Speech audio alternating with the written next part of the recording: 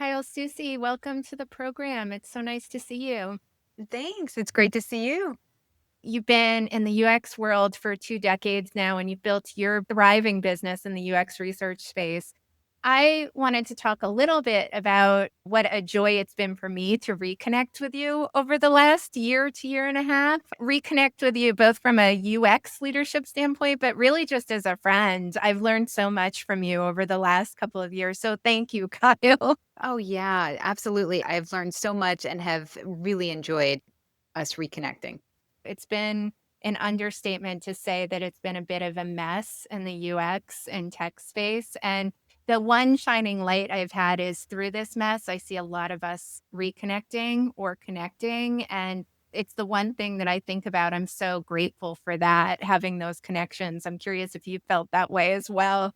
Yeah, there's always something good that comes out of this, right? If it wasn't for these times, I definitely wouldn't have tried to create a podcast and done other things. It forces you a little bit to push yourself out of your comfort zone. Yeah, absolutely. So let's talk about your career a little bit. Could you share a little bit about your trajectory along the way and what's brought you to here? Sure. Yeah. So I started off in school wanting to be a psychologist. That's what I wanted to do. Fascinated with human behavior, why people do the things that they do. And along the way, it derailed a little bit, but in a good way. I found technology and computer programming and kind of fell in love with that as well and realized I had a really strong skill set and knowledge when it came to that. It just came easily to me. So I switched majors and that has been my focus. But once I started working as a developer, I very quickly fell out of love with it. It just wasn't exciting in the way that I thought it would be, staring at a black and white screen, and I never really liked the things that we developed. They were hard to use, ugly, and I couldn't fix it. I wasn't a designer, and I knew something wasn't right, but I just couldn't really put my finger on it because I wasn't aware of this whole front end industry. It really didn't even exist this yet, but I went to a conference, I learned about this word usability, which was new to me, and human factors, and I just fell in love. I'm like, this is everything we're doing wrong. This is the process that we're missing. It just went off like a light bulb in my head. I was like, Yes, this speaks to me." And ever since then, the dot-com bubble burst at that time. I think it was 99 or something, and lost my job, and I said, "That's it, my next job, I'm not going to be a developer, I'm going to do this thing, whatever this thing is, be a usability professional." And that's what I did. I was very lucky, really at the cusp of things getting started before UX was a thing. It was a lot easier back then to be scrappy and to just find the job or turn a job into the job you want. But luckily I did, and I've been there ever since. I found out very quickly that I am not a designer. Research and the whole idea of evaluative and generative research is what spoke to me. So that's my wheelhouse and what I stayed in. So I decided I want to be a consultant. I want to be out on my own. I want to have multiple clients and was able to do that. And I've been on my own for 20 years as Usable Interface. That's my company, doing training, anything in the user research or usability testing wheelhouse. That's really my thing and grateful for it. So that's really my experience in a nutshell. You just took the leap and you made it happen. And when you first started your business, you didn't yet have a family. I know now you do. You're a mom with 2 sons, you're married. I'm wondering this piece around I hear a lot from the women I'm speaking to having this pressure to balance business and work and home. You've set up such a structure where you do run your business, but you still do have flexibility to be there for your family and your sons. And I'm wondering, now looking back 20, 21 years in, were you intentionally structuring usable interface to leave time for your family? And if so, how did you do that? What was your focus and emphasis? Yeah, so that's a great question. Everything has been intentional. Everything, even back to switching my major in college. When I was a computer science major, that was because I was good at it, but it was also because I knew in the back of my mind there would possibly be a way that I could do this from home. Even though at that time most people did not work from home, I had a professor who had a business and she had people who were programming right out of her basement. She had cubes set up in her basement, a separate entrance in her home. And when I saw that, I needed that representation. I was like, oh, you can have a family and you can have a business, and in this tech world, this is doable. In my mind, for whatever reason, I could not see how getting a doctorate and having a practice as a psychologist, psychiatrist was possible with also being home for my kids. I didn't see that. Now, maybe it would have been possible, but I didn't have that representation. And it just seemed like, yeah, it'd be great, but not if I want this too. And I knew from a very young age that I wanted a family and that I knew that I wanted to work, I needed to work, and it was always in the back of my mind and a bit of a worry when deciding what kind of career I was going to have. So the whole idea of just even switching my major in college was very intentional. And then going out on my own as a consultant. Yes, I wanted to be trusted to do my job, but more than anything, flexibility is like gold to me. I wanted to not have to put my kids in daycare right away. I didn't want to have to rush that part. I wanted to be a mom and still have a business. It's funny, I intentionally when I made the switch, I was counting my head like not that I'm a super planner, but I really did wanna have kids by the time I was 30, and I'm like, "Okay, this many years before I would have my first kid, hopefully, and the business would be established at that point." It was all very intentional. There's something you have so many superpowers, Kyle, and we're going to touch upon what I've been seeing as your superpowers. I'll also let you chat about what Uh-huh. you see, but there's something that really struck me, and we're going to talk about what you're working on. And I know you're working on a book teaser. Mhm. We'll talk about that. But 2023, 2024 have been really, really tricky and messy, especially in the UX profession. And I was mentioning these superpowers you have. You've been very intentional, as you said, building your business so you could have the flexibility. I've also seen as we've reconnected and gotten closer, the degree to which, even as you were raising two boys, you've connected in the UX space. You're such a connector. I'll see you post something about what someone else is talking about. I see you making introductions. I see your followers really just knowing you authentically. And I've been amazed because one thing I told myself as a mom, a fellow mom, is the reason I sort of stepped back was I didn't have time. I'm raising my Mhm. son now. I can't be connecting. It seems like you continued to cultivate relationships and connect and network in the UX space, even as you were raising sons. Is that true? Am I seeing on the Yeah. outside what was happening? No, I mean, it's nice to hear that you're seeing that because I feel like I do put a lot of effort into keeping my connections live, my network live, and just those relationships are super important to me. So it's nice to see that shows again everything intentional. It was very hard. My boys are teenagers now, but when they were babies and toddlers, that time is very exhausting, very hard. And you get through it somehow, but I knew the lifeline of my work. I was dependent on my network. Like, as a consultant, like, referrals are everything. I was very nervous taking a maternity leave, and I'm like, "Will people remember me? Will I fade into the background? People forget that I even exist?" I also didn't wanna fall behind. I was afraid of losing my edge.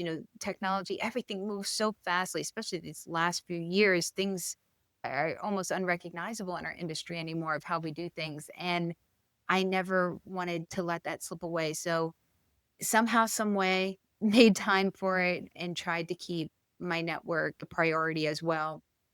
It's hard, and you mentioned this past year, 2024, 2023. It has been hard. All of us are struggling. I've been very transparent with my network about that, and to be completely transparent, it still is for me. It is honestly slow. It is hard right now, and I've been putting myself out there more than ever in ways that I typically don't do. And I've tried to do that in the most authentic way I can, which is in giving back to the community in some way, just to be like, I do still exist and let's get through this together. We're all struggling. So just networking more with small groups, actually creating my own podcast, which you mentioned before, the UX Consultants Lounge, which is focused on helping other consultants like us and the people who hire us. And like you mentioned, just committed to writing a book on using projective techniques in UX research. And all these things are really important to me, but I think it also helps you to get through these hard times. You've been very open about the downturn in tech and how it's affected you, and you've been very authentic about that. Eh, It's been rough for all of us over the last couple of years. But when you speak to during this time, you've consciously, intentionally been putting yourself out there more. You started a highly successful podcast. You're writing a book.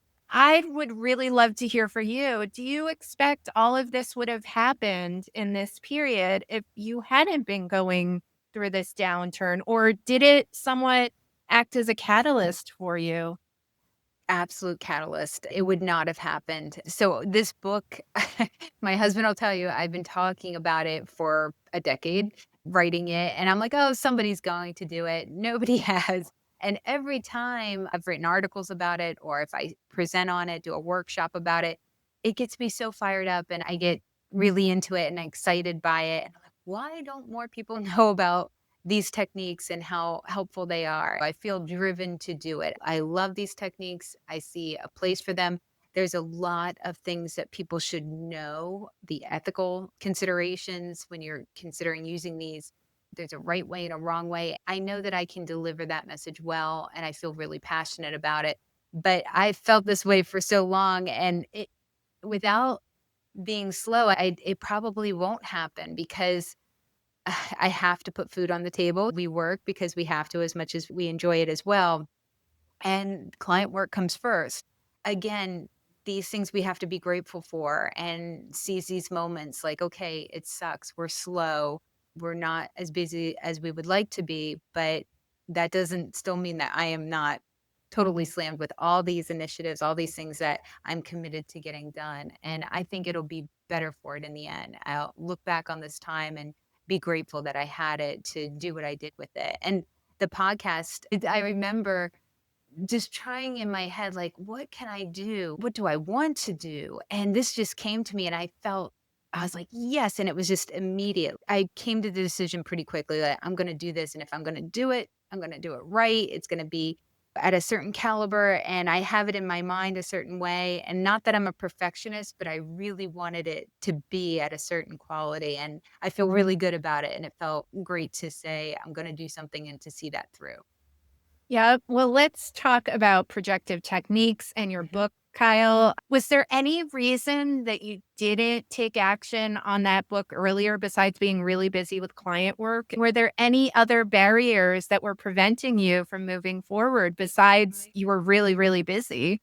Yeah. So, timing is everything. And 10 years ago, what was that? So I had a 5-year old and a 2-year old.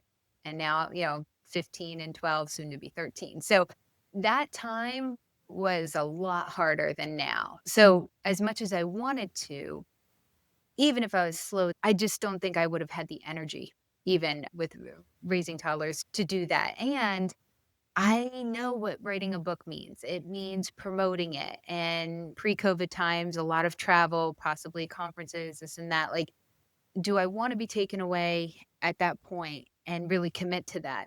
So that held me back a little bit, but not to the point where I didn't pursue it. Like, I still wrote about it. I still presented on it. I think since 2011, I've been talking about projective techniques. I did, it was, let's see here. I think it was 2 years ago now, maybe close to three. I think it was two. I did submit a proposal to a publisher to do a book on a particular projective technique, just one. And I actually got turned down. And I was just super bummed. And I was like, oh man, because I was so passionate about this one technique. I thought everybody would want to know about it.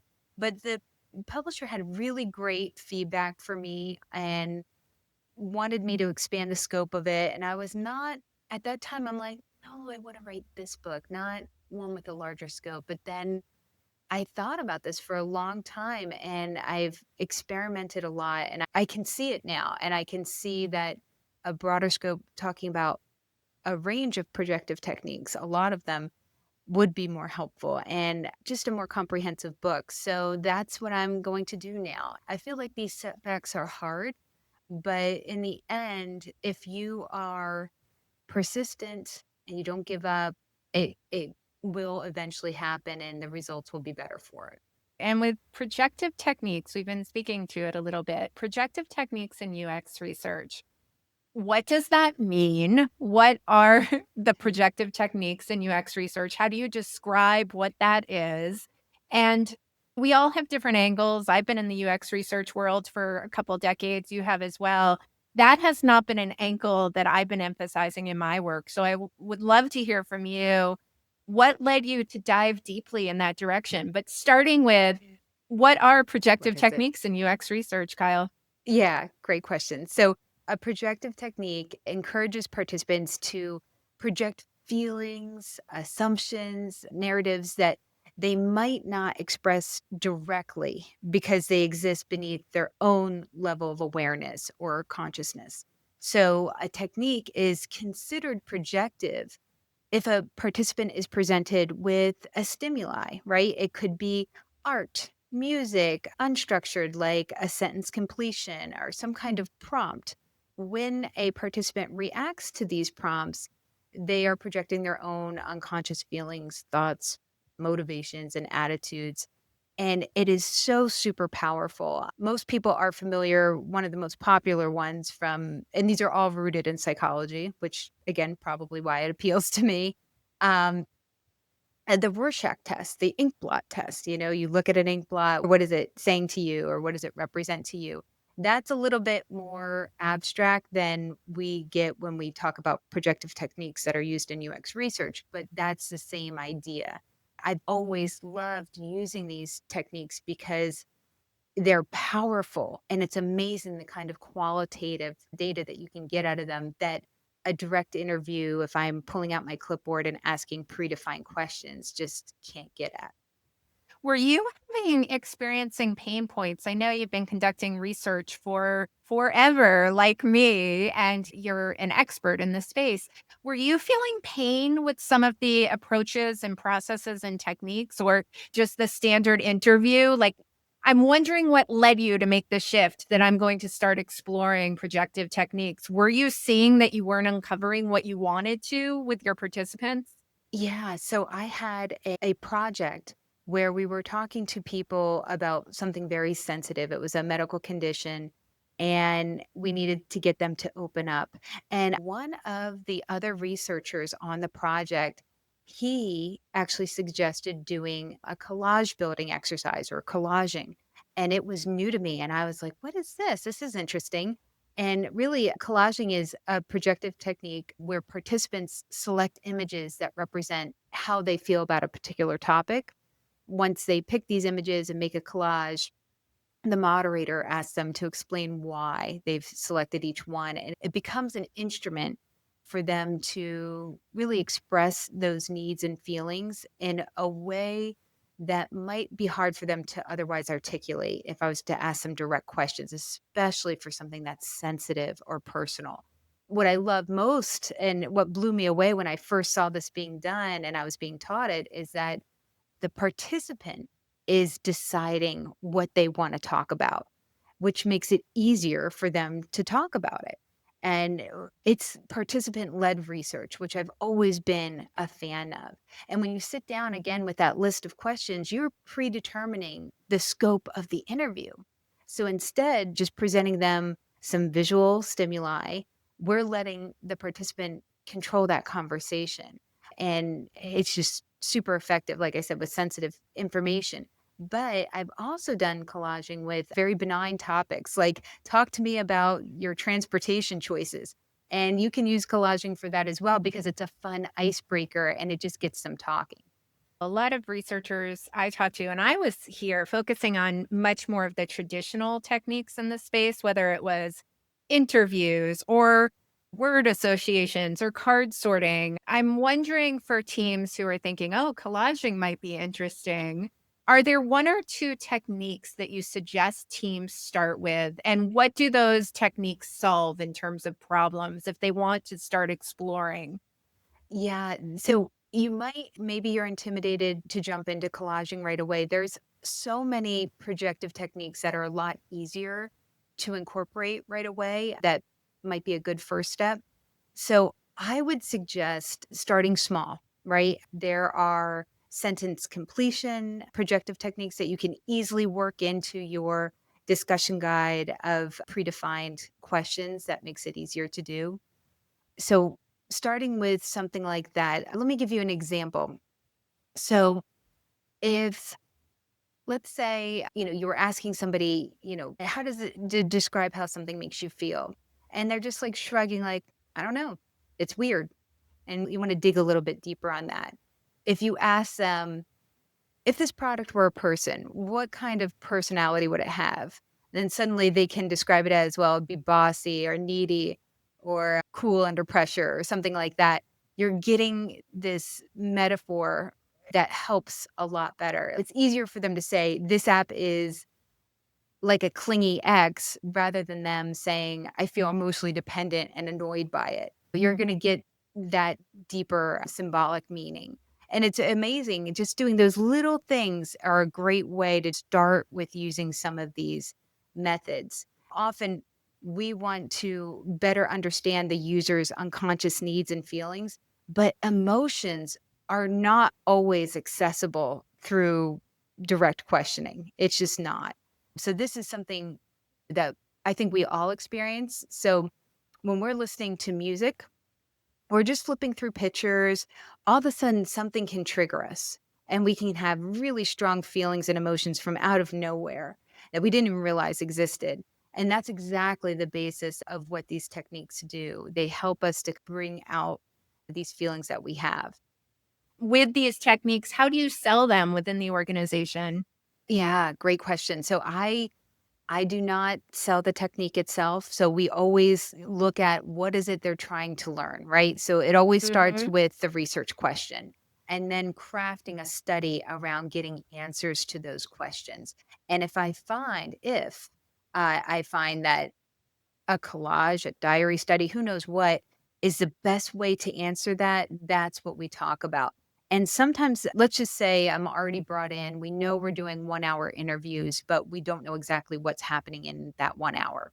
When I put together a draft of a discussion guide, that's where they might say, okay, we can fit in a 20-minute collaging exercise to break the ice in the beginning. Let's ask some background questions during that time. Then we'll dive deeper into the interface questions.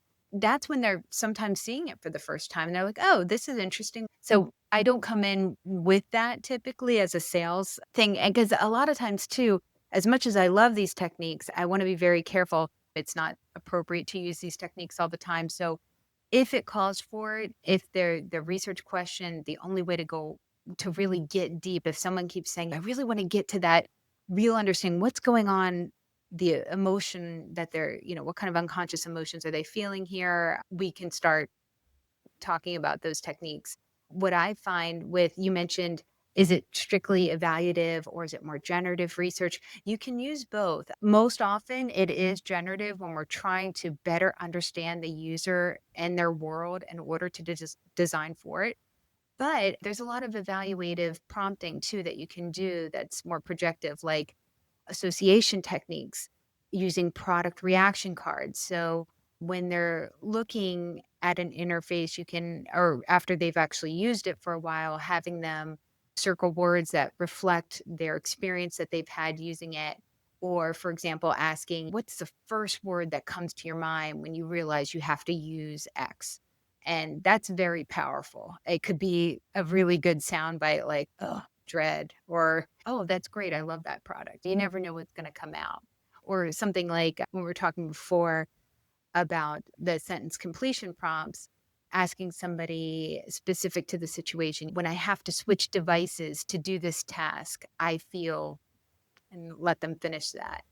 I love this, Kyle. So you've been speaking to, I'm assuming a lot of these techniques will be in your book and they're Oh, yeah. top of mind for you, but you've spoken a bit to collaging. Collaging was one of your first experiences working with projective techniques. You were talking about product reaction cards and sentence completion prompting. I'm wondering, exploring these techniques, is there one that especially stands out? It may be one of those three or another ones that you were especially surprised in terms of the amount of impact it had and the wealth of information you were getting from it? And if so, what technique was it? Yeah, for me, it was definitely collaging. That was my first projective technique that I was exposed to. It was the most powerful, and it continues to be. It's never the goal to get somebody, a participant, emotional. Of course, we do not want that. But oftentimes you get there, especially when it's a sensitive topic matter. They're usually very good at revealing all these emotions. What I often say as a warning for people before doing something like this is you have to be very careful, because what I have found, which is very surprising, is participants will w- willingly open up a door so easily with a collage that they might not actually want to walk through. That's what I always say. You constantly check in with them, because they might have consented in the beginning of the interview, and then they're realizing, oh my gosh, I'm telling this person my life story. It all of a sudden turns into something they didn't expect, all from building a simple collage and talking about it. So you always want to read that body language, make sure they're still okay. And there's also things you can do to make sure that you're being ethical just with your setup, with your procedures, and making sure you have that in place. I am a fan of Yeah. collaging and the work you've been promoting. And it was such a coincidence. A couple years ago, we reconnected and we had been talking and speaking regularly.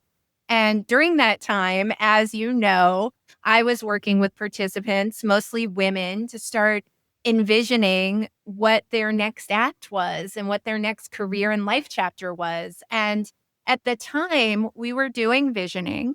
And I would instruct all of the attendees in my group to write a story of what their vision would be for their next act, say 2 or 3 years out.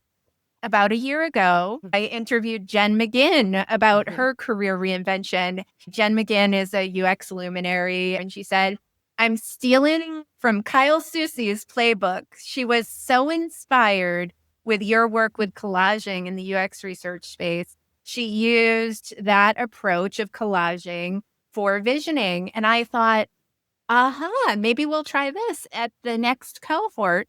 I gave all of the women the choice of writing out their story for their vision and also a choice of, hey, I'll put a collage together, pick out digital images that represent where you see yourself. I don't think you're going to be surprised. They all started with the collage. That's And I went, awesome. "Oh," Yeah. so I was curious, you're using collaging for UX research, but this was just another opportunity to Mhm. take those techniques and offer value. Is that something you're also seeing beyond UX research? There's so many opportunities to use a technique like this. Yeah, and that's brilliant. I love that Jen saw value in that and brought that to the exercise. It can be used in so many different ways. I've seen it used with visioning, having a vision board or something like that. I think the act of having a goal and having it visually in front of you is really helpful. So I've heard of people using it in management to assess achievement motivation and other drives in employees. But again, these techniques, their roots are in psychology. Their application has just expanded to so many other fields: sociology, anthropology, marketing, and advertising. 50 plus years ago, we can first start seeing how they use these techniques to judge ads and people's reactions to them. So many different ways you can apply them. And I'm wondering too, in terms of thinking about these approaches, if you're willing to talk about the book a little bit and how you're approaching it. I could already tell from this story and what I've known about your background. I'm assuming that the technique that was near and dear to your heart that you were proposing the book to be about Was collaging? Yes, it was. If you don't mind sharing, I know Mhm. you're in the throes of writing right now. Yeah. How are you structuring this book now? Yeah, so there's going to be probably up to 30 or so projective techniques now, and they're categorized in a certain way, hopefully to make them easier to find. I want the book to have a good information architecture, of course.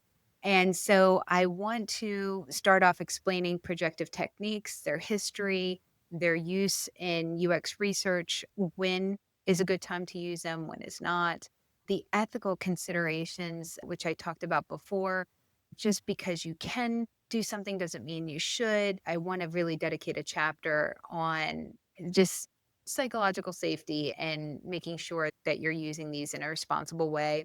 But I want the book to really be practical. All of my talks, all of my articles, I've always that's at the root of everything I do is I want somebody after they read something or see me talk on something that they can go off and start dabbling with this and start experimenting on their own. So I want a super practical book. So really an in-depth look at each projective technique, how to conduct it, pitfalls to avoid, possibly a case study on a handful of them so they can see it applied in real life.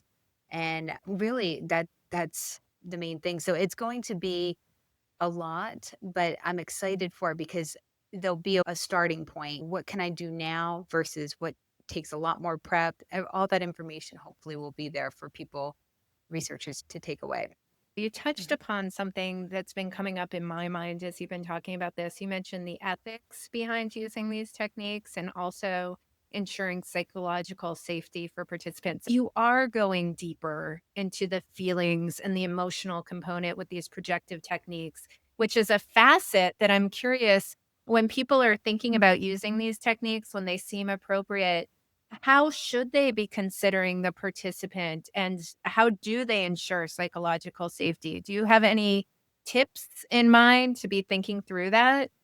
Yeah, first and foremost, you need to anticipate trauma. Tad Hirsch, he's a wonderful speaker on this. He wrote a great academic paper called Practicing Without a License Design Research as Psychotherapy. It's a great paper. And he states if we don't expect to hear some traumatic stuff, we are negligent. There's just no way that you can do something like this and not expect something, good or bad. So we need to be prepared for that first. And you need to know the answers, or you need to first question if you really need to know these answers or not. To ensure the participant safety, really consider is it so important that we have this? Is it really going to make or break this user experience, this product, this service, whatever it is we're doing research on? If so, then you have to ensure their safety by having either supervision that could be a social worker that maybe temporarily joins the team if it's something very sensitive. I've done research with cancer patients, chronic pain sufferers, women to talk about their menstrual cycles, all sorts of different things that could possibly trigger emotion. If you're talking to somebody that's already in a compromised state, then you should definitely consider this. And it might seem overkill for the majority of it, but it's something to consider, especially if you have these types of participants that you're talking to. As you're telling your story, something keeps coming to mind with me. I've been chatting with people about their career trajectory and stories. I've been talking with their career journeys and hearing your story. There's something that I keep saying and writing about where it's about there's only one you. And as I'm hearing people's stories and I'm hearing your story, where you've landed, you're still running your successful research business. Yes, the last couple of years have been messy and there's been a downturn, but there's only you who's created the UX Consultants Lounge podcast. It's only you through the experiences you've had in your career who's sitting down and writing this amazing book on projective techniques. Can you highlight this for me? Like, as I'm hearing your story, there's things that happened along the line that led to this, right? With your expertise. Like, when you think about this, what led you here? Were there specific formative experiences or background that has led specifically you here? I personally was very, very drawn to projective techniques as soon as I saw it. Again, my background in psychology, my first love of that, that's what spoke to me. And I think my fascination with human behavior and why people do the things they do. My family growing up, there was a lot of strong personalities. There was addiction issues. There were so many things. And I do feel strongly that because these techniques really trigger that, really get at the heart of what people are actually feeling and going through, I connected with that right away. And I can't deny that that didn't in some way go all the way back to childhood and wanting to know more about why our minds work the way they do in order to help people that I love. So, yeah, I think that's undeniable. Why am I the one writing about it and not someone else? Oh, I don't know. I'm just surprised someone hasn't yet. I think I'm seeing a little bit more, especially with the collage building, but most people don't talk about the other projective techniques that are out there that can be used. And they've always had their roots in psychology, like I mentioned, but they've been widely adopted in market research for a lot of reasons. And some of them are not appropriate for UX research at all, but some of them can be used for both. And it's a shame that more people don't realize that. And I just think it's also a shame that I think a lot of the degree programs out there, even if you're going there for research and not design, they're lacking in this information and giving them more tools and methods at their disposal. You brought something up that, Kyle, I appreciate you sharing your background. It's something that's been coming up that I don't think comes out publicly a lot in the UX community. But a lot of folks have somewhat similar stories. I can't tell you how many people I've spoken to like you who thought when they were kids they might be a therapist. And you spoke to that, the story you're sharing from childhood. Other UXers I talked to always wanted to figure out their families. Because I've been thinking about this moment in time where it's tough in the UX community. A lot of us also are having the natural inclination to connect with each other. And there's something just empathetic and emotionally resonant about the UX person's career. It speaks to me. Have you seen that as well? That there's that piece of being a UXer that many of us have shared that experience that we wanted to get it when we were a kid. Yeah, and there's that common thread between us all too, where most of us get into this with some kind of altruistic motivation that we want to make people's lives better. We're all empathetic just by nature that I've noticed. It's really I think a beautiful community. I love the fact that that is our mission. We are endlessly curious about human behavior for the most part and want to improve people's lives. So I just love that we all share that. And we all have such interesting backgrounds. None of us who have been in this industry for 20 or 30 years went to school for this, right? Because it wasn't there. I love how we found our way here somehow with those common interests. There's also the piece around your podcast with the UX Consultants Lounge. So I listen to all of your episodes. They're amazing. I love hearing the Thank you. stories and lessons learned from other consultants. There's another piece of this that makes me smile when I listen to your podcast.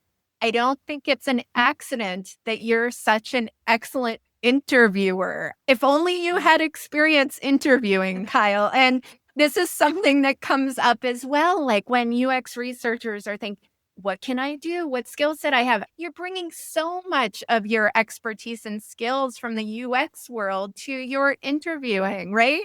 Yeah, I didn't even really think about that, but of course, right? Like we interview people for a living in research. It is different. I'm sure you've noticed, right? Hosting a podcast, I found too when I'm hosting it with two people versus one and doing a group, that's really different. So there were some things I had to learn, but for the most part, we're pretty lucky being researchers already that we know how to do this. Like I'm creating my discussion guide, getting my order of my questions just right, and we do that all the time. So, yeah, lots of transferable skills there. We had talked about, you had mentioned we've discussed lean pilots and lean experiment, putting things out there and trying to see what works. I also hear you saying that at this point, at this stage, you have the podcast, you have your consultancy, you have the book. I'm hearing you're having to really prioritize that, at some point, lean experiments are great, but there needs to be an order of operations and priority, and you're really focusing there. Yes, if you're gonna get this done, there's only one way. There's sacrifices, right? You're going to have to sacrifice something else for a short period of time in order to get that done. Yeah. I'm willing to take that sacrifice. It sucks. You can't do it all. I've spent a lot of my life trying to do it all, but then realizing that that's not practical.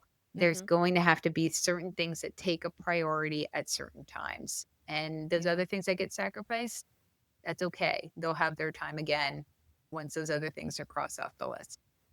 Okay, Kyle, thank you. We've covered so much in this conversation. I have one last question for Okay. you. If my listeners take one thing away from the story you were sharing today and what you're taking action on, what is the one takeaway you'd really like them to really think about as they listen? Mm.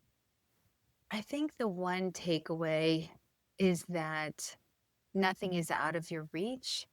It may sound like a crazy thing to try, whatever it is you want to do, but I think at the end of the day, you're going to be more frustrated with not attempting that, not trying it, than actually going after it. It might be a little overwhelming, but when you go through it and you look back and you're like, I did that, I accomplished that, it's a wonderful feeling. And I think it's something we can all have.